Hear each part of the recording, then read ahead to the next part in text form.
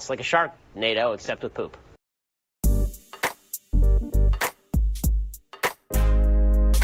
This is an island surrounded by water, big water, ocean water.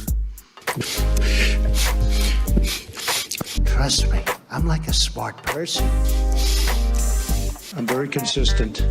I'm a very stable genius. I have the best words. Tolerated. I know words. Mike Pounds. I hope they now go and take a look at the oranges of the investigation. But there's no better word than stupid. Anonymous, really anonymous. I'm very highly educated. One of the wettest we've ever seen from the standpoint of water. I had the best words. God bless the United States.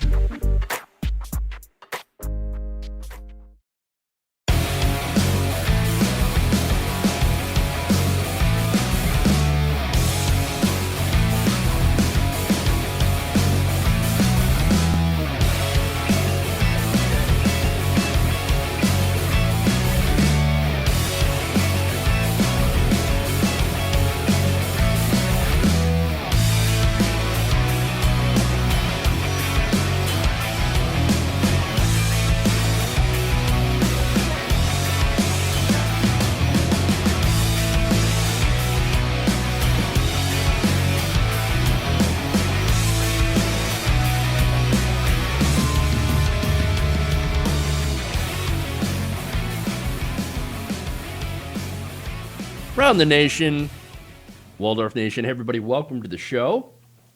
I am Jeff Waldorf. We got a great one. It's Monday, you know what time it is. More disastrous Trump news. Of course, right? That's what we do here. So, look, hope everybody had a great weekend. But, you know, like I said, we're back. We got plenty of stories here. We're going to talk about Donald Trump going after the scientists. Yeah. Not fun. Not fun. So it's going after the scientists. We're going to talk about that. We have, of course, the New York Post. We're talking about the Hunter Biden story. We've got the Trump administration going after food stamps. An update on that. How President Trump and the Trump administration are arms dealers in chief. So that's interesting stuff. And then maybe I'll talk about Bolivia. So my very limited foreign policy stuff, yeah. But we're going to talk about it anyway because I think it's actually a pretty good situation that happened in Bolivia in regards to the election. So, nice. All right, anyway, I can't see if there are any... I'm trying a bunch of new stuff. And so I've really been, kind of working on things over the weekend, working on my computer, working on my interface. And so I don't know if I have any super chats or not. So I'm trying to, this new thing to kind of declutter my desktop during the show. Yeah, not only have I decluttered, I've moved a bunch of stuff, downloaded a bunch of different files, tried organizing things because I've had basically the same setup since 2016. It's been insane. And so I'm just trying to get everything to work correctly. And so I want to see, like I said, if I have super chats that are working correctly. So if you've sent any and I don't see them, that's yep. Okay, you have sent some, and I have not seen them. That's unfortunately what I was figuring. Oh, Zoom D incident, cover it. I don't have the details. All I know is that Jeffrey Toobin accidentally showed his dick on a Zoom call, and it's fucking hilarious. So that is quite hilarious. So that's weird because it says events, but it doesn't actually work. So Dango, I do see all of your super chats here. Let's see. Zoomed in incident, cover it, please. I could talk about it. Zuckerberg outed as a fascist and racist by workers. Not surprised. Pizzagate 2 trending on Twitter. Chinese children plus Biden. Oh, boy. Yeah, here we go already with all that bullshit. Thank you, Dango, for keeping me... for keeping me up to date here. You know what? I do kind of want to read a little bit of that story about Toobin. Because I saw it trending on Twitter earlier, and I was like, no way. Let's do it. All right.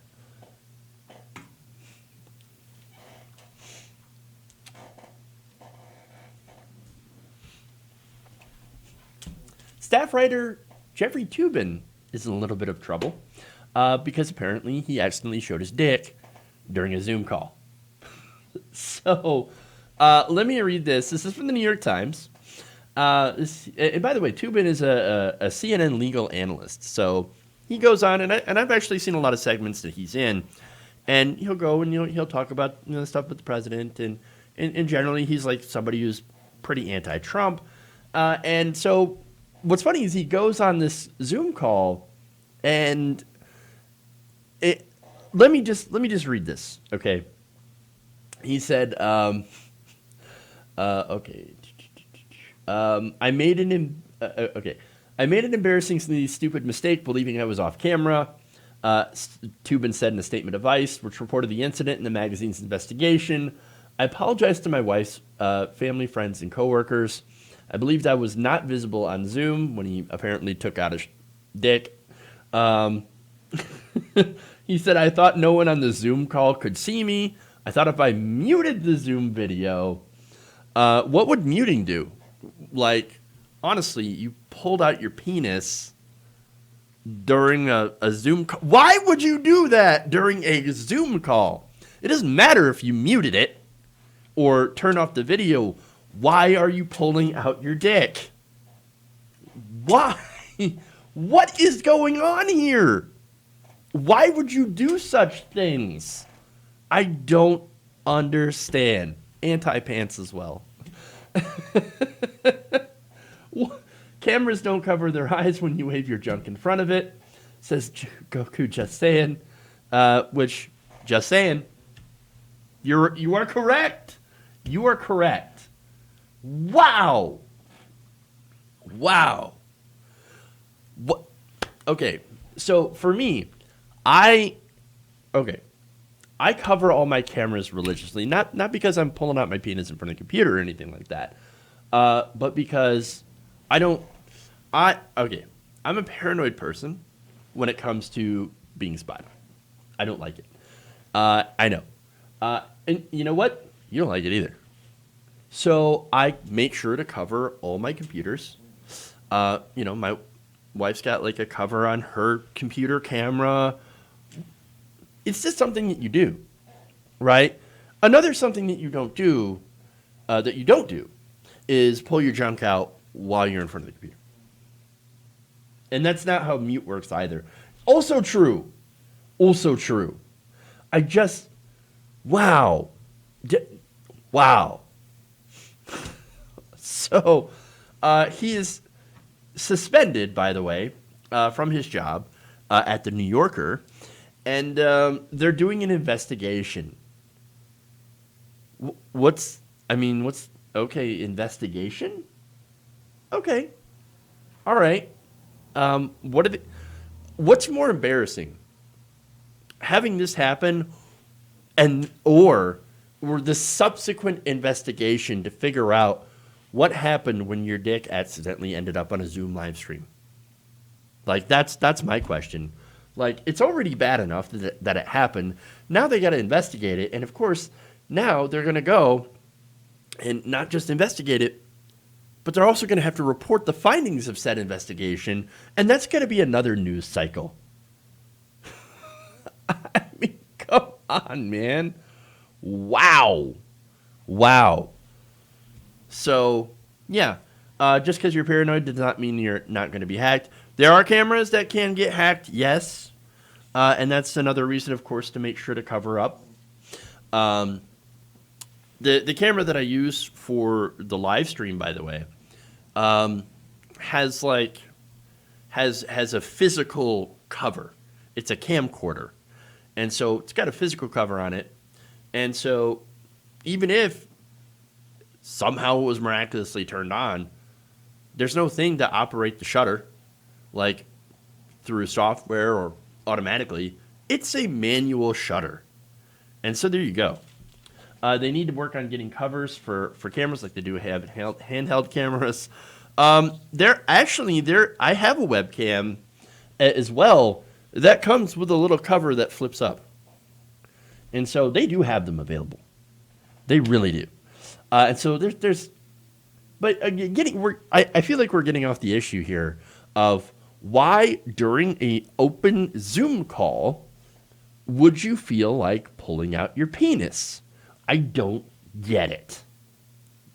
As Koro says, don't do those things anywhere near a camera. Thank you. That's the obvious solution to this.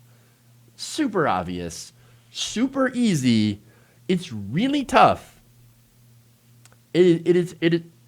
No, Colin Barber, I don't want to know. I don't want to know if it was big or not. I feel like that's something that, I don't think a lot of people asked.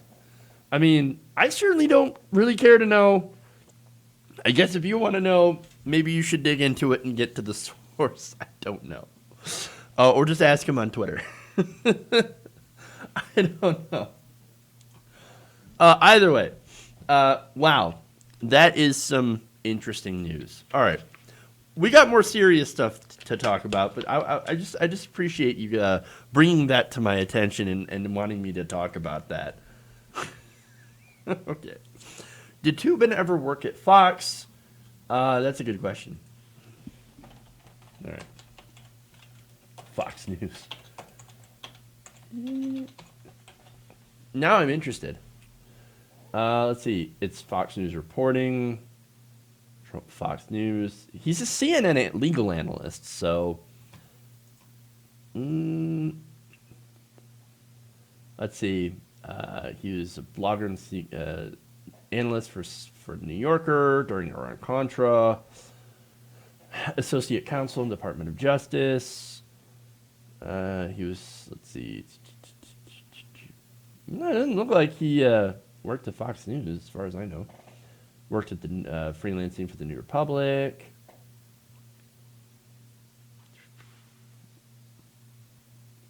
Let's see.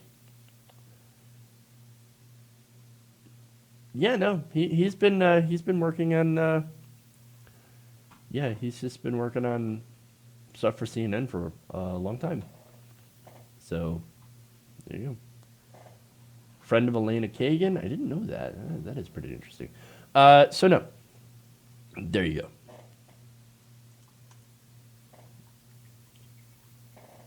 All right. Did he talk about shrinkage? I don't think so.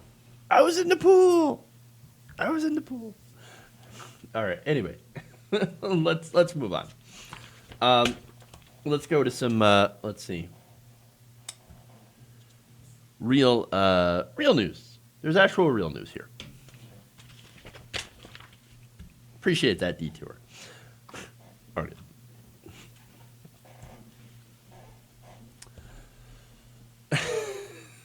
I'm sorry. Okay. Wow. Hey, Dragon Squad First Class, by the way, in Twitch. Thank you. Legal analyst. He is a legal analyst, Void Green, absolutely. Let's see. I love the name Dragon Squad First Class, by the way. Do I need a sub button on Twitch? I do, Dragon Squad, but I still have to get to enough people chatting at once. And so I have to make you affiliate, I believe, in order to get subscriptions on Twitch. But I'm working on it. All right. President Donald Trump has a dire warning about who he will listen to if he is elected. He's going to lock down. This guy wants to lock down. He'll listen to the scientists. If I listened totally to the scientists, we would right now have a country that would be in a massive depression. Instead of, we're like a rocket ship. Take a look at the numbers. And that's despite the fact that we have like 5 or 6 of these Democrats keeping their states closed because they're trying to hurt us on November 3rd. But the numbers are so good anyway. They'd be even better. Oh no, the scientists. Joe Biden's going to listen to the scientists. What's next? They'll be telling us not to drill for oil or burn coal because of climate change? No! Oh no! Actually, yes. It turns out there are these things called facts. And those things called facts don't care about your feelings. I know, weird. I bring that up because I love how conservatives, they always push that narrative. They say, oh, yeah, facts don't care about your feelings, right?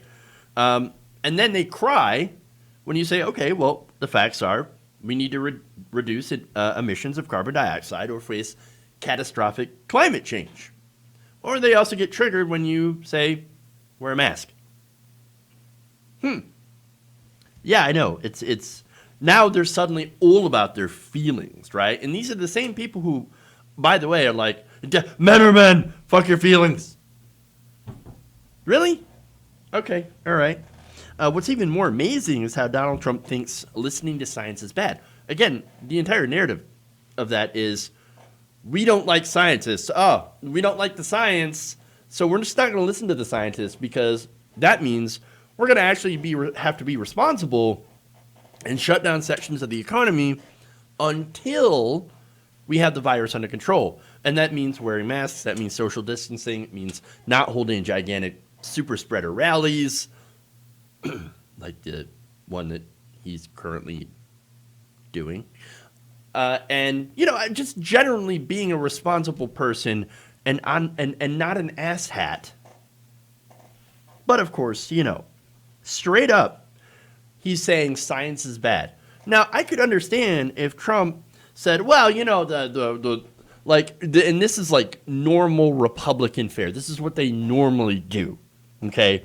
Where they say, well, you know, science is, there's a little bit of question on the efficacy of, wearing masks, which isn't true, obviously. You know, maybe there are problems with lockdowns, and that might lead to worse mental outcomes for Americans, and we can't stay locked down forever as an economy, as a society, all that. No, you could at least kind of like try to bullshit your way out of that. But Donald Trump says, no, straight up, science bad.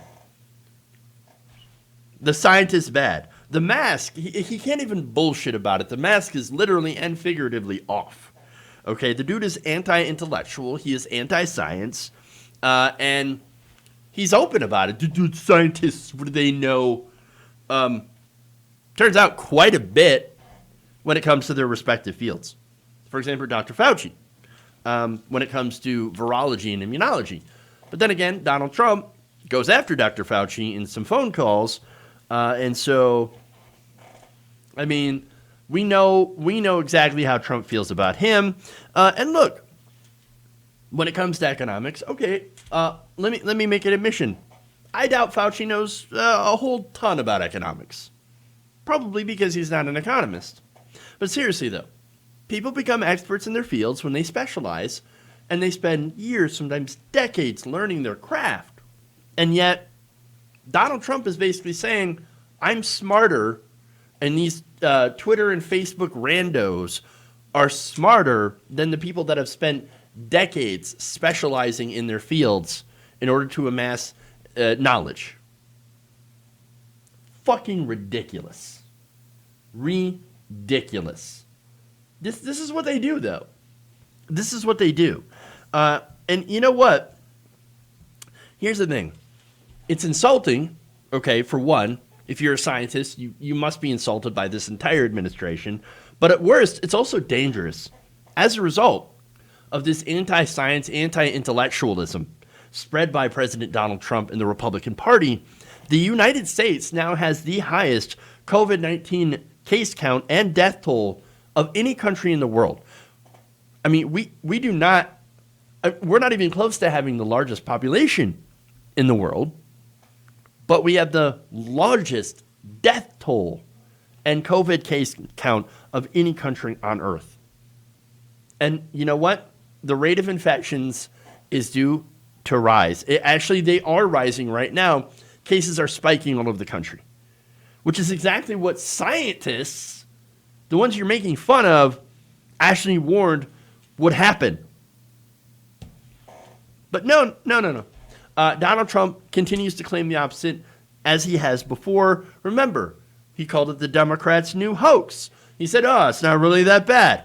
Oh, well, it is what it is. It's going to disappear by the spring. It'll end in the summer. A vaccine. We're going to have a vaccine momentarily. No, we don't have that. We don't have any of that. Okay? It's almost as if scientists know more than some 2-bit hack reality show actor. Weird. I guess at least when it comes to the virus, Donald Trump seems to know a lot about tax fraud. He's real good at it. Maybe we should look into that. But look, as far as economists are saying on the economy, okay, the long-term solution would be to control the virus and to open up the country. Obviously, we all agree with that, right? The problem is we need to control the virus first. But until we do that, we need economic stimulus. And this is what the economists are saying. Okay? They're saying that we need a massive economic stimulus bill, even more so, a lot bigger than the original CARES Act. In fact, here you had earlier this month, William Lees, the chief economist at the Milken Institute. He said that the U.S. needs around $3 trillion of additional fiscal stimulus to support the economy. $3 trillion. He added that the $3 trillion should be spent on programs such as incentivizing businesses to increase remote working capabilities and helping unemployed people find jobs in companies with viable pandemic business models. So these companies, I also would say that we need rent relief. We need, a moratorium on rents and mortgages, more specifically on the rent relief part. We also need, more than just a $1,200 check. We need a $2,000 UBI going retroactive. I mean, the kind of stimulus that I would put in would be a lot more generous and probably a lot better for the U.S. economy. But, if you're worried about things like national debt, which I'm not at all concerned about, and I'll be honest with you, I'm not really concerned about it. Most of the people that are concerned are like bondholders and people who can try to weaponize that debt against doing actual programs. Right now, I don't think the debt is a concern. Long term, perhaps, interest rates, sure, but right now, not a concern. We have a horrible recession going on here, could get into a depression, and we need massive stimulus spending, and we need it now. Unfortunately, of course, it's not going to happen. Now, going back to William Lee, he said this: I think the one thing that everyone agrees with is we have to get in there and get in big.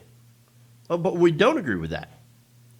In fact, you have Republicans, you've got Mitch McConnell, that are saying the complete opposite. No, we're not going to get in there. We're not going to get in there big. In fact, we're not going to do anything at all.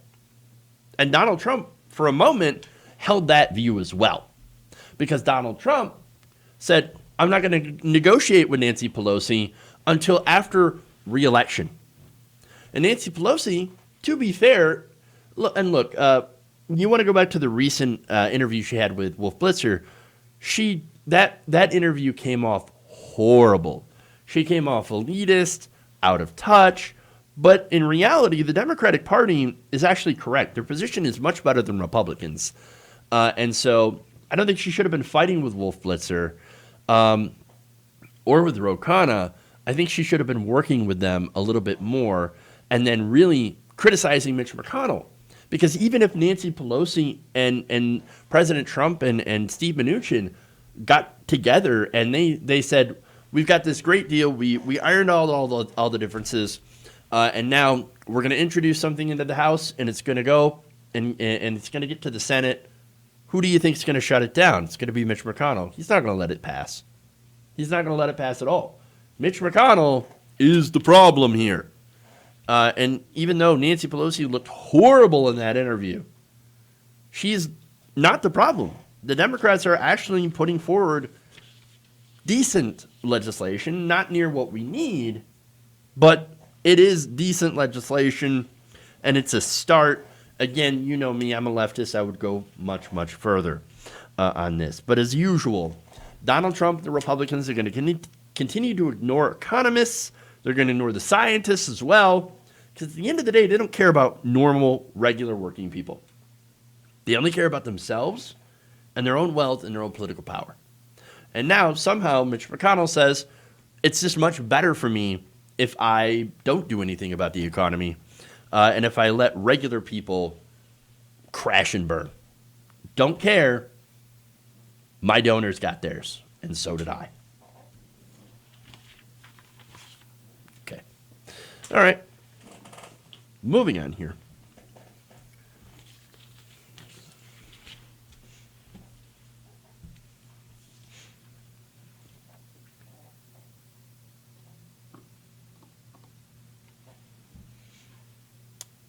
Check some of our... Yeah, that's still not showing up. Got a couple of super chats, but it's not showing up in my new program, which sucks, but, is what it is. Definitely a lot of great comments I want to read from all the different platforms we're on, but let me do that after this story.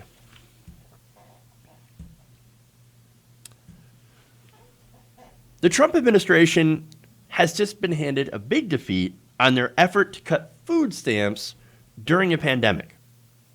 Yeah, you heard that correctly.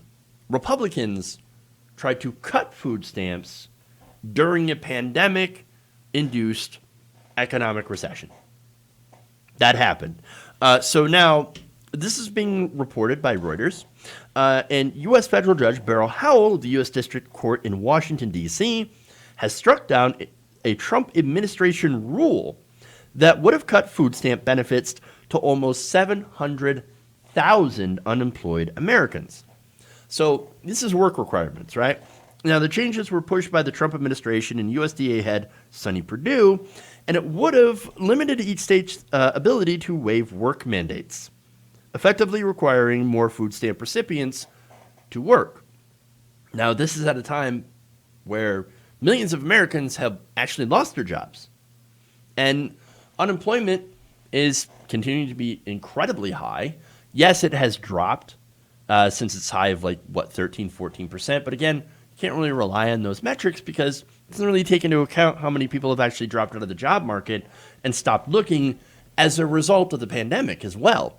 And as a result of them, there not being enough jobs for the people who are looking. So, of course, you can cite the lowering, unemployment rate as much as you want. That doesn't reflect the reality. It never really has for unemployed workers, unemployed Americans. And so, this is gross. Again, millions of people have lost their jobs. Food banks are just being slammed by people. You've got lines to food banks running around the entire blocks in some places. And now, it's a disaster. What little aid there was didn't go far enough. I remember some people getting a $1,200 check and some unemployment benefits. That ran out back at the end of July. And yet the Trump administration still has tried to push for this rule. It's amazingly cruel.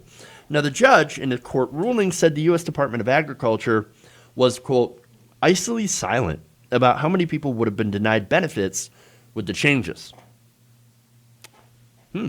The Trump administration being silent about how many people would get food taken away from them? Weird.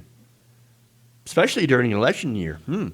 Very strange. It's almost as if they don't want people to know that Republicans are trying to take food away from people during a pandemic. It's super, super, super weird. Judge Howell's ruling also said this, quote, the final rule at issue in this litigation radically and abruptly alters decades of regulatory practice, leaving states scrambling and exponentially increasing food insecurity for tens of thousands of Americans. The judge added that the rosters of the SNAP program have grown by over 17% in the pandemic's wake, with over 6 million new enrollees as of May. So, again, we've seen a gigantic increase in need in food insecurity, need for food stamps, need for these government programs. And again, the Trump administration, along with the Republicans in Congress, mainly the Senate, have done next to nothing.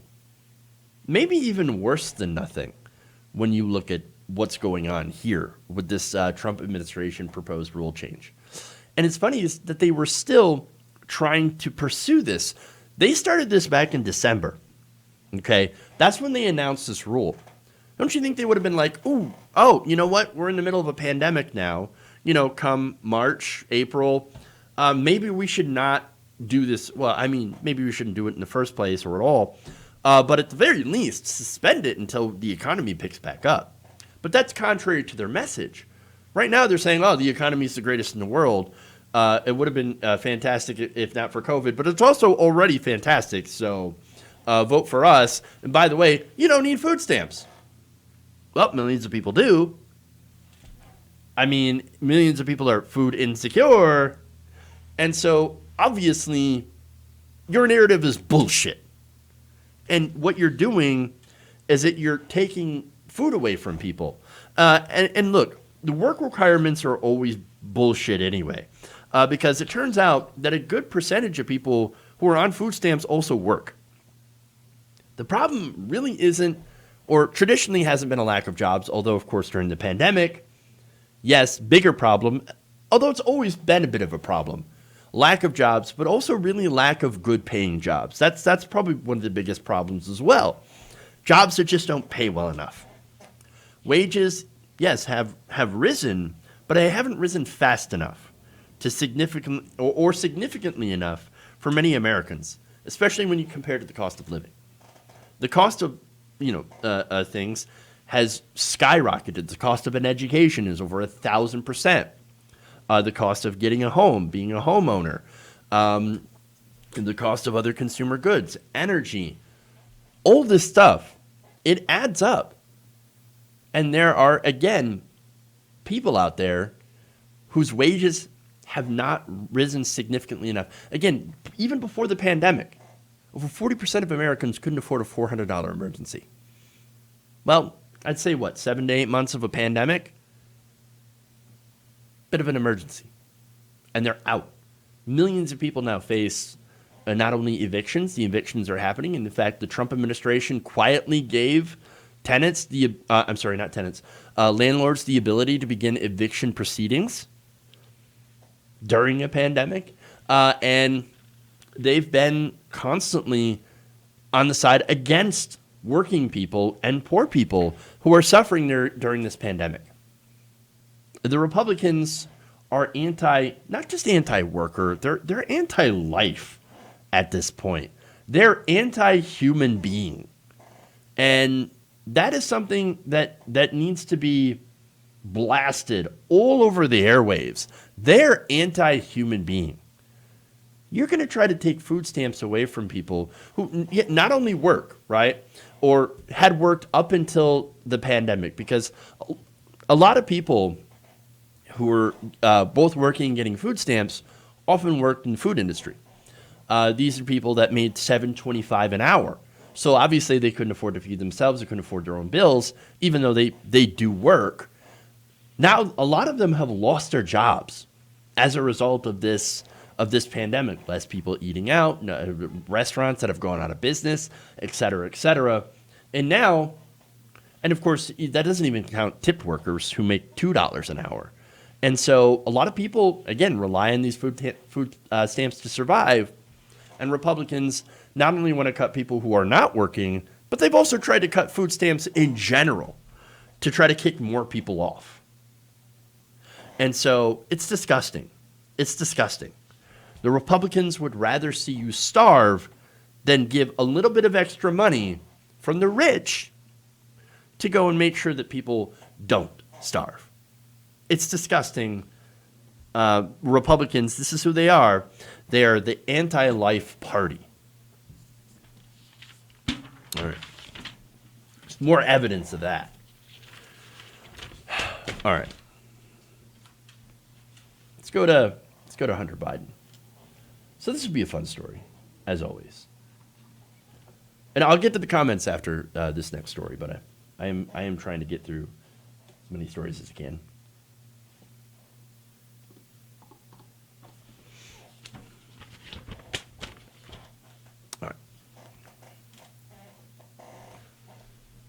President Donald Trump's personal attorney, Rudy Giuliani, recently released his October surprise. That surprise, of course, was allegedly damning personal emails involving Hunter Biden with the help, of course, the New York Post. The New York Post, of course, is a Murdoch-owned enterprise, and so it's going to be generally pro-Trump. Now, fortunately, we know that there were some reporters inside who have a shred of journalistic integrity that are warning that, like, hey, there are people inside this company that are trying to run this story, that are running this Hunter Biden story, that's basically just a giant grift. It's not even real. One source within the Post told CNN's Oliver Darcy that the entire Hunter Biden story is being handled by a small group of editors over the objections of many of the paper's own reporters. This is too crazy even for the New York Post. Insane. He said this, according to that source. Quote, all this Hunter Biden shit is being done in its own bubble. It's happening on an island within an island. Islandception. So, okay. Now, the story itself has been widely discredited and blocked from running on different social media outlets, Facebook, Twitter, YouTube, all that stuff. And so, I mean, actual journalists that look into it, and they're saying, not only this is garbage, but this could be deliberate misinformation by foreign actors to try to create a Hillary's email-esque result, which I don't think, again, I differ from the mainstream thought in saying that, the Hillary emails was like a major factor in Hillary Clinton losing. No, it basically confirmed a lot of what we already thought about Hillary Clinton, or in the Democratic Party. Interesting Freudian slip there. And, really showed how the Democratic Party screwed over somebody like Bernie Sanders and goes after the left. Not shocked about any of that. And so I don't really think that it's the major driver of why Hillary Clinton lost the election. And so I don't necessarily agree that that Russians, the foreign actors, were trying to create the same kind of thing with the Biden emails, because generally with the Hillary Clinton emails, nobody really cared. I mean, nobody really cared for the Hillary Clinton emails other than political junkies like myself, and of course people on the right who scream about the emails. It's the same thing with the Biden emails, allegedly. People just don't care. I could certainly see a situation where most working people, especially if you've been impacted by COVID, you've lost your job and you're, days away from getting evicted, you're not going to give a shit about the emails. I mean, again, most people won't. So now, that said, these allegedly showed smoking gun emails between Hunter Biden and a senior Burisma, or as Donald Trump says, Burisma, they say, pronounce it Burisma, a real beautiful company. It's a real beautiful company, Burisma. It showed allegedly something setting up a meeting with Joe Biden back in 2015. Again, completely debunked. The story itself, by the way, was written by a former producer of Hannity. So Sean Hannity's former producer, real trustworthy source there. But again, even if it was true, even if there was something there, well, a Republican investigation found no criminal activity. So, yeah, did it look bad? Obviously, it's a big PR image problem, sure, but nobody cares. And one of them actually did show a humanizing moment for Joe Biden. Again, Hunter Biden's had some addiction problems his entire life. And again, it is funny how Republicans would talk about, oh my God, the opioid crisis, and Obama's not doing anything about it, and it's so terrible that this is all happening in the Midwest. Now it's affecting us, so we need massive changes in criminal justice, which I agree with, actually. But okay, you care about that, but then when it comes to Hunter Biden, you make fun of him. This is a guy who needs help. And so, I don't know, maybe it's because I'm super lib. It's I'll give the guy some help. He needs help. to kick the habit, right? Now, look, you could point that out, and you could also say, hey, look, if it was a black person living in Baltimore, that person would be thrown away by under Joe Biden's crime bill. Would have been locked away for the rest of his life for doing those drugs, and that's a fair thing to point out. And it is important also to point out that Biden has recently said, like, look, what I did in the crime bill was wrong. We shouldn't be throwing people in jail for drugs. And that is the right position, not throwing people in prison for drugs. Nonetheless, the email, the big reveal in the email, or at least one of them, was this message.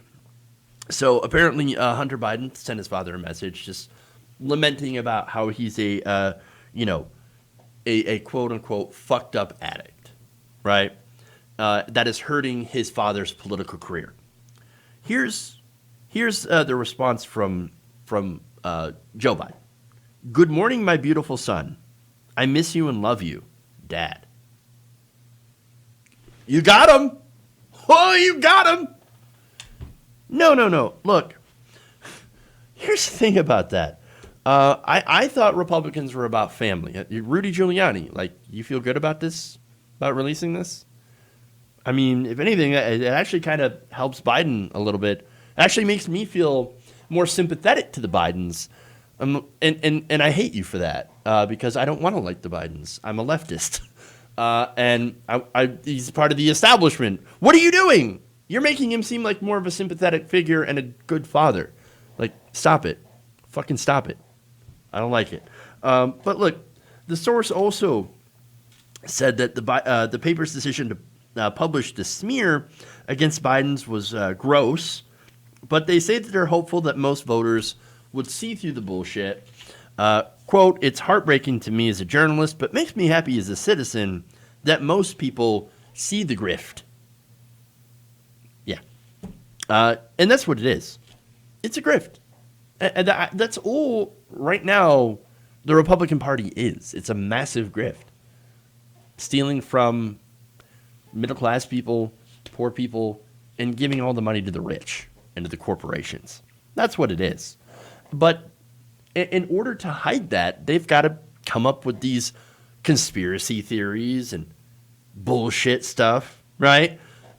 This is kind of red meat that desperate conservatives will latch onto in order to distract people from coronavirus and the economy, which now Biden is actually doing better on when it comes to who do you trust more in dealing with the economy, because we've already had 4 years of Donald Trump and nothing really fundamentally changed.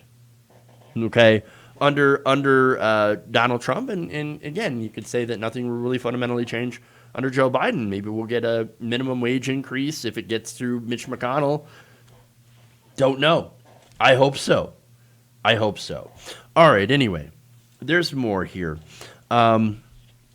Actually, no, there's not more here.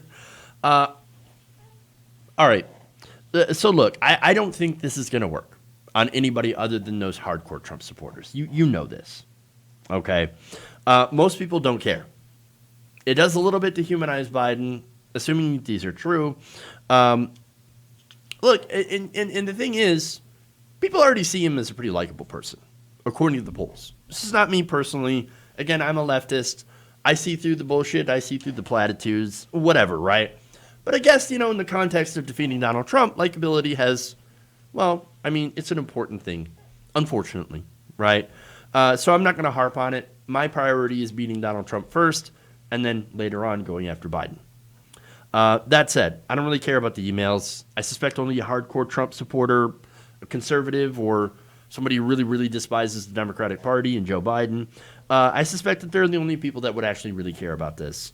And I think they're the minority. They're a loud minority, but again, I don't think it matters to a regular working person who's trying to survive on, $6 a day, because I think that's how much that coronavirus stimulus check really panned out to so far in the last 7 months. And so they're not going to really care because they're struggling too much to try to survive, and they're looking to any sort of hope. And I guess the point, apparently the only hope right now is electing Joe Biden. Ugh, I hate saying it, but unfortunately it's true. All right. I'm going to take a quick break. I'm going to come back. I'm going to read some messages, super chats, all that wonderful stuff. So stay with me here. We'll be back in just a moment. Around the Nation.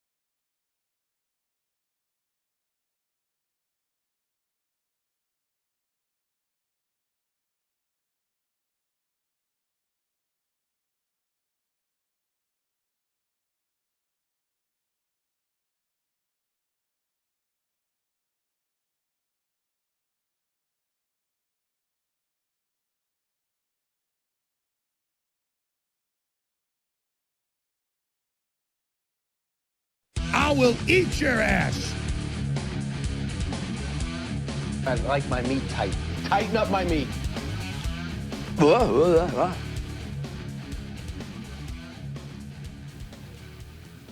Everybody, welcome back to the show. We're on the Nation right here. Waldorf Nation. Jeff Waldorf here with you. All right, so there's a lot of messages here that I want to read. Let's see.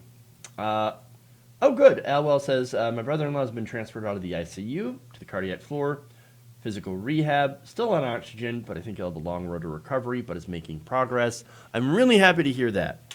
I'm glad that there's a recovery.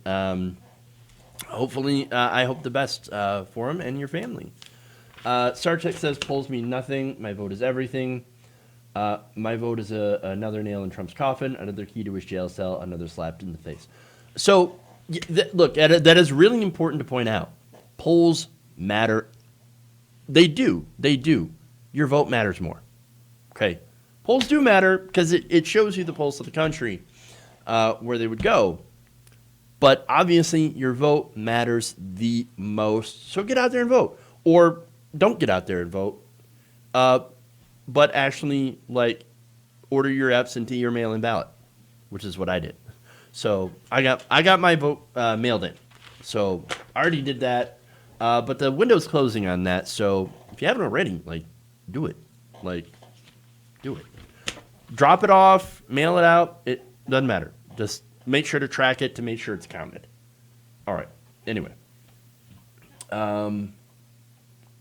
Let's see. More here. John Kunliff says, think about it. If COVID is really a Democrat hoax, they're quite successful in convincing every country in the world to do their bidding. It's almost like climate change. What they're saying by calling it a hoax is that friends and foe alike around the world kill over, million of their citizens for nothing to make, but making Trump look bad. I mean, really, how stupid must anyone be to believe this? That's a really, really good point, John, on Facebook. Let's see. Dango Bangles says, Green Party is 100% filled with turfs. Polls mean nothing. Vote. No, polls do mean something. But, again, you have to vote. Voting is 100% more important than polling. And so, yes, I generally agree with your, notion to say voting is the most important thing. Go out there and vote. But I'm also saying polling does also matter.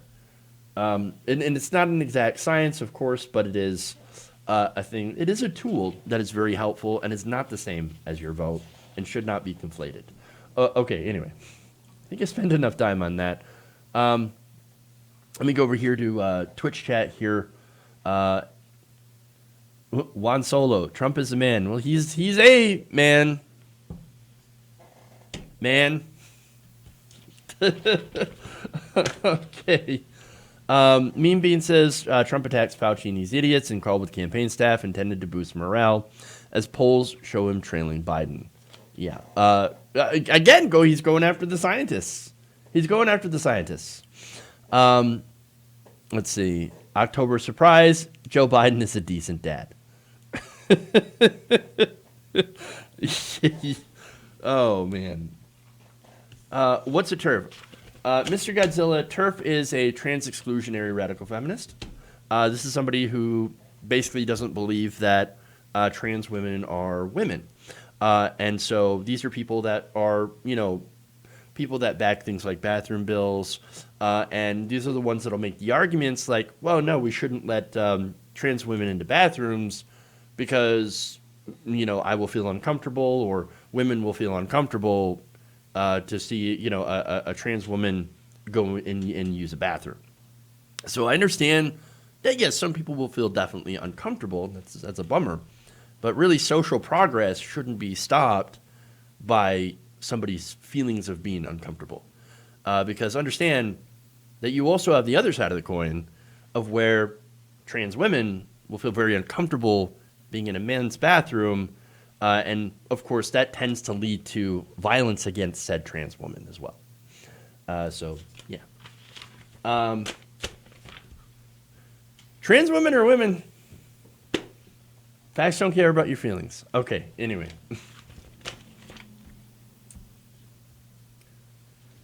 TERF equals trash. Yes, Void Queen. Yes. All right. Reactionary to radical. Yeah, that's fair. That's definitely fair. Just let people live. Absolutely. Absolutely. J.K. Rowling is the definition of a TERF. Yeah. Okay. Anyway, let's do this.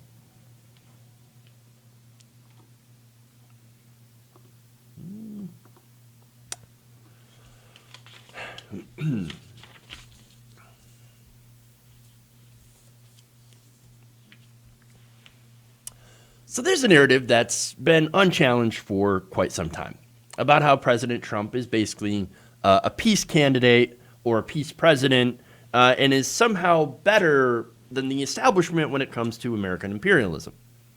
Well, good news for you, it doesn't actually hold up.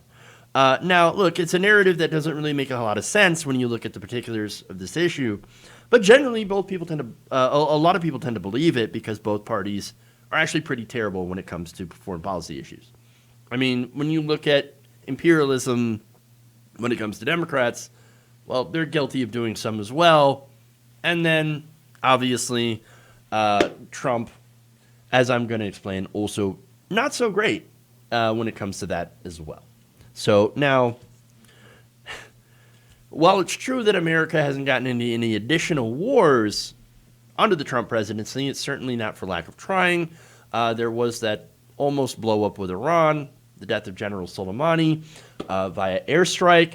There was also talk about in the invasion of Venezuela and supporting a coup. There was also the support of the coup that happened in Bolivia last year that has just been undone by the elections, the most recent elections, but it ousted Evo Morales. And so you also have the support of Brazil's Jair Bolsonaro. And so all these foreign policy things that you would expect from a Republican administration, you, of course, have with Donald Trump, who's a Republican. So he's basically the same as any other administration that is right or even left-leaning. Well, I can't really say left-leaning. In the context of America, I guess. But they're generally centrist establishment. Definitely not leftist leaders here in this country. Even Bernie Sanders is more of a centrist than anything else, especially when it comes to foreign policy. That said, let me give you some more details of how Donald Trump is actually pretty terrible. Like, here's some concrete stuff some facts, right? So now it appears that Donald Trump is continuing the fine tradition of supplying the world with American weapons. And that is one really big piece of evidence to show that he's not necessarily any sort of change agent when it comes to foreign policy. Now, look, when you look at the numbers, it kind of makes sense to continue, and this is an argument in favor of. It's basically an economic, point of fact that the United States relies on exporting weapons to other countries.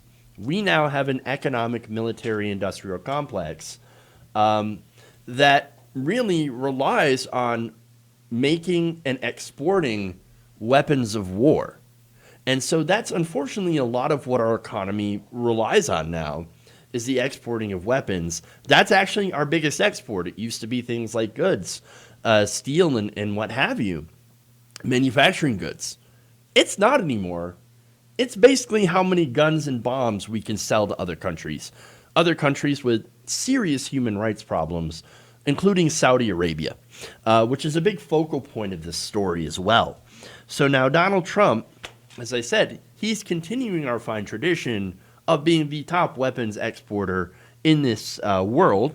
In fact, on March 20th, 2018, and this is where this picture comes from, President Donald Trump sat alongside of Saudi Crown Prince Mohammed bin Salman, who, of course, has been accused of being part of the plot to kill Jamal Khashoggi in the embassy in I believe it was in Turkey.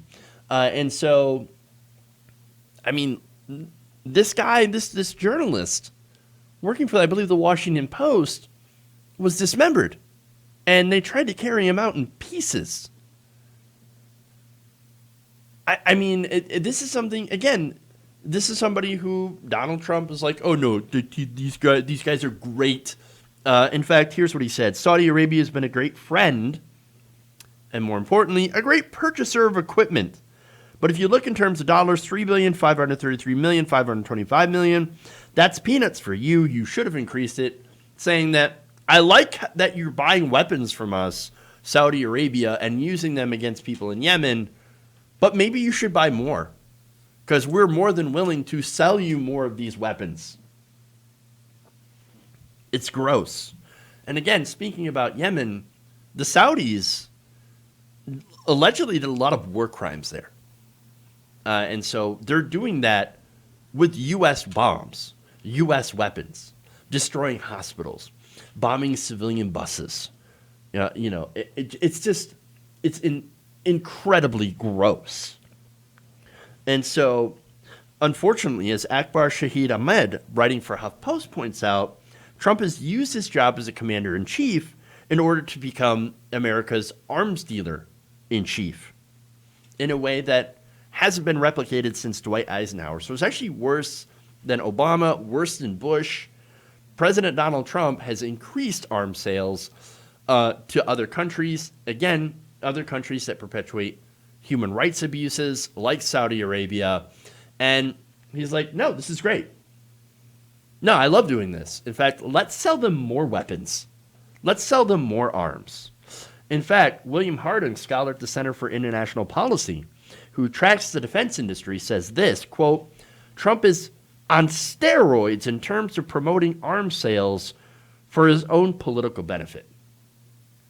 And not only has he obviously sold a lot of arms to other countries, but he's also put the industry inside of the government more so than anyone else. For example, Mark Esper, defense secretary, used to work for Raytheon. His predecessor, Pat Shanahan, worked for Boeing. And Trump's first appointee, Jim Mattis, worked for General Dynamics. Who, by the way, after Jim Mattis left, well, he got reappointed to his spot on the board. Of all the senior officials serving under Esper, almost half have connections to military contractors, according to the Project on Government Oversight, and is rapidly trying to fill more jobs under the guidance of a former Trump campaign worker, according to Foreign Policy magazine. They prioritized, get this, political reasons and loyalty to Donald Trump in choosing people who would help craft policy even if Biden wins. That's amazing. So they want to fill this with people loyal to Trump and to the industry, and all to try to increase arms sales to other countries for their own benefit. For example, a former employee for the weapons producer Raytheon used his job at the State Department to advocate for an emergency declaration allowing the Saudis and their partner, the UAE, to buy $8 billion worth of arms, including $2 billion worth of Raytheon products, despite congressional objections. You remember that? Congress, it was literally bipartisan. Congress tried to stop these arms sales to Saudi Arabia, and Trump said, nope, no, we're not going to allow that. We're going to continue to sell them weapons. In fact, that person, that former lobbyist is a man named Charles Faulkner, and he led a unit that urged Secretary of State Mike Pompeo, another person who was in favor of war crimes, to give the kingdom more weapons. Pompeo pushed out Faulkner soon afterwards, and earlier this year, the State Department's Inspector General criticized the process behind the emergency declaration for these arms. Apparently, that was even too corrupt for the administration, for the Secretary of State. But nonetheless, that's what they're trying to do. And besides, Saudi Arabia still got their weapons. They still got their weapons. And by the way, it's not just former lobbyists that are trying to do this. You also had back in 2017, White House economic advisor Peter Navarro, who pressured Republican lawmakers to permit exports to Saudi Arabia, and Jared Kushner, president's son-in-law, personally spoke with Lockheed Martin's chief to iron out a sale to the kingdom, according to a New York Times report. And then, when Congress, by the way, and it continues, far beyond just selling weapons to Saudi Arabia, also the giveaways that we have seen to the defense contractors, not just by the increase of the Pentagon budget, but also even in coronavirus relief. I remember doing this story where Congress gave the Pentagon $1 billion to develop medical supplies as part of the relief package, the CARES Act. That money went to defense contractors for projects like jet engine parts, according to a Washington Post analysis. And the reason for that, of course, is massive corruption. Now, this is a problem, and I'm not going to be like other, commentators, journalists, whatever, that say, oh, this is a problem that exists under Trump, and it's only under Trump, and it's Trump's fault. No, that's ridiculous. This is a problem that has existed long before Donald Trump, that will continue after Donald Trump. The problem is, the thing that I'm trying to point out, is that Donald Trump has done nothing about this problem, and has actually actively made that problem a little bit worse. He not only continued the status quo, but also actually tried to benefit even more from this kind of corruption. And so that's the issue. Donald Trump is no peace candidate. He's not worried about American imperialism. He's not trying to stop arms sales to brutal regimes. No, he revels in all this stuff because he thinks that maybe it's a personal benefit to him. Maybe he, doesn't care. Or maybe it's a combination of different factors. Point is, I don't really care why he's doing it. Point is that he is selling weapons to other countries and continuing the tradition, unfortunately, that we have of more imperialism, more weapon sales, and more death. You can't call him an anti-war, pro-peace candidate if he continues to do these things that are objectively anti-peace. That's all I'm saying. It's just more status quo. All right. There's probably a lot more I could say about that story, but we're pretty much out of time. Ravaging Wolverine saying Trump believes the victims of brutal regimes are suckers and losers. Yep. Trump is a bologna sandwich. Brad Bloom says and points out very, very, very well that there's no scenario where we have an anti-war administration in 2021. You're absolutely correct. That's super unfortunate, and it really sucks. I would love to have an anti-war administration, but we have to have anti-war candidates. And not just anti-war, but also anti-imperialist, anti-exploitation, and also great on domestic issues as well. Who called Trump anti-war and pro-peace? What drugs were they on? I remember that argument being used in 2016. I'm just saying. I'm sure you could figure that out. All right, anyway. I got to go. Thank you guys for going around the nation. Please like and share the stream if you haven't already. Consider becoming a patron. As always, we need your assistance to continue to stay online and to continue doing shows. I may do a gaming stream later on today. We'll see what happens. I'm definitely going to test it out. So stay tuned for that later on today. So with that said, thank you guys. Love you. And remember, change begins with you. Good night, nation. We'll see you guys later. Stay safe. Wear your mask. And we'll see you later on.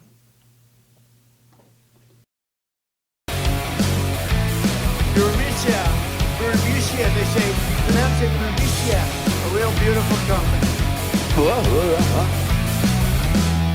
My parents. Why? You're getting nervous, man.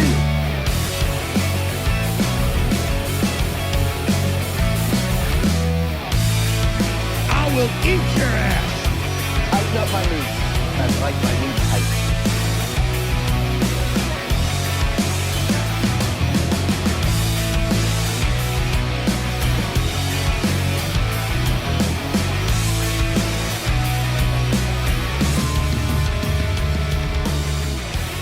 Please clap.